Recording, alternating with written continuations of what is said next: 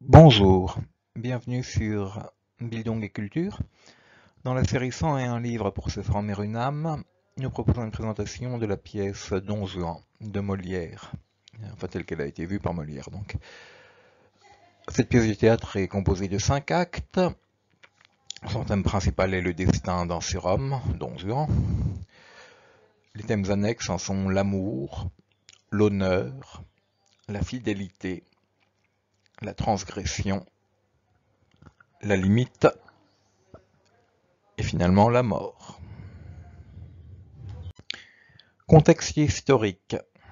L'ancien régime est celui de la répartition des trois ordres: le clergé, le tiers-état et la noblesse. Comme la nôtre, c'est une société de privilèges. Là, interdisait à la noblesse de travailler, ce qui constituait un avantage pour les proches du roi qui disposaient de rentes confortables, et s'avérait désavantageux à ceux qui n'avaient que de maigres lopins de terre.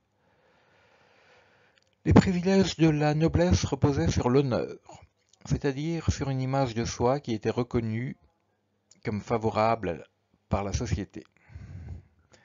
Naturellement, les fondations de la notion d'honneur restaient assez lâches et elles pouvaient beaucoup varier. Occupant les places les plus hautes de la pyramide de la reconnaissance sociale, la noblesse pouvait facilement transgresser les règles de la société. Don Juan montre les abus possibles de ce genre de transgression. Pourquoi voir cette pièce aujourd'hui ? Dans la mesure où les principaux marqueurs de la réussite sociale ne sont pas liés aux questions de l'honneur, mais plutôt à la teneur des comptes en banque, on peut considérer que la pièce traite d'une valeur quelque peu surannée, et qui n'a plus trop cours aujourd'hui. Pourtant, elle montre les malaises qui sont liés à la notion de transgression. Don Juan reste l'homme de la transgression. Il veut toujours aller au-delà. Il interroge les limites du champ social. Personnage scandaleux, il a besoin d'être vu et d'être admiré. Disposant de la parole et des armes rhétoriques les plus aiguisées, il ne craint pas véritablement les arguments des classes inférieures. Son valet Sganarelle est le personnage le plus comique de la pièce, complètement écrasé par son maître, et d'autant plus malmené qu'on le laisse libre. Don Juan n'exerce aucune censure sur lui. Il lui dit par exemple « Eh bien, je te donne la liberté de parler et de me dire tes sentiments. » C'est que la censure et la violence exercée sont ici invisibles, mais d'autant plus efficaces qu'elles se passent de coups. Sganarelle craint son maître, d'autant plus qu'il n'exerce aucune menace. Le non-dit reste ici supérieur aux règles du jeu fixé.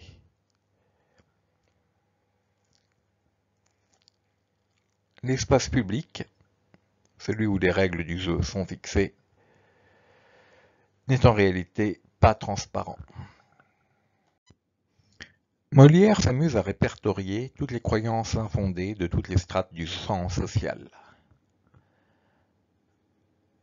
Les classes travailleuses sont naturellement les plus touchées par les marques de la servilité. Elles ne croient pas nécessairement à la constance des sentiments, mais elles souhaitent la stabilité dans le mariage. Pour elles, Don Juan, qui ne tient jamais sa parole, et qui, selon le mot de Sganarelle, est un épouseur à toute main, est l'ennemi public numéro 1. Ces classes sociales ne disposant pas de la principale arme politique, l'art d'argumenter par la parole, ces classes sociales ne peuvent se retrancher que derrière la condamnation morale. Elles ignorent les détours par lesquels l'esprit humain peut remettre en cause un ordre social qui s'établit toujours sur des croyances discutables. Ce que Marx, les marxistes, mais aussi quelques autres comme Geertz ou Ricoeur, appelleront de l'idéologie. Viennent ensuite les classes moins laborieuses et plus fortunées. celle des bourgeois créanciers. Celle-ci prête à intérêt et souhaite naturellement revoir son argent. Elle reste néanmoins assez gauche et ne maîtrise pas suffisamment le langage pour se faire entendre. Ça pose un certain nombre de problèmes. Don Juan ne paye naturellement pas ses dettes. Il les évite par un maniement adéquat de la parole. Il dit par exemple: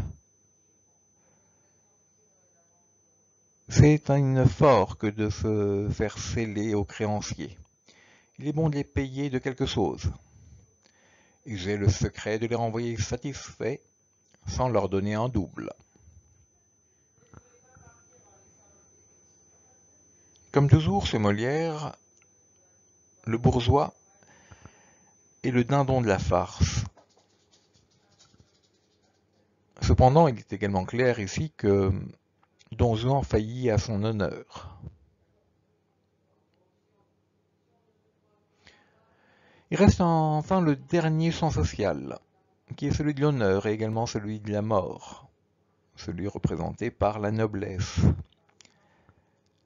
La famille de Dona Elvire est outragée, mais elle a une dette morale envers Don Juan, qui sauve la vie d'un de ses membres par un curieux hasard et au nom de l'honneur.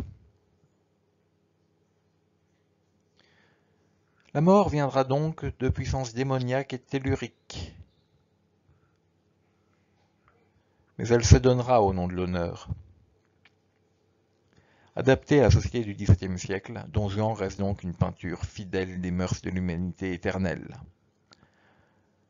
Un scandaleux y remet en cause une idéologie.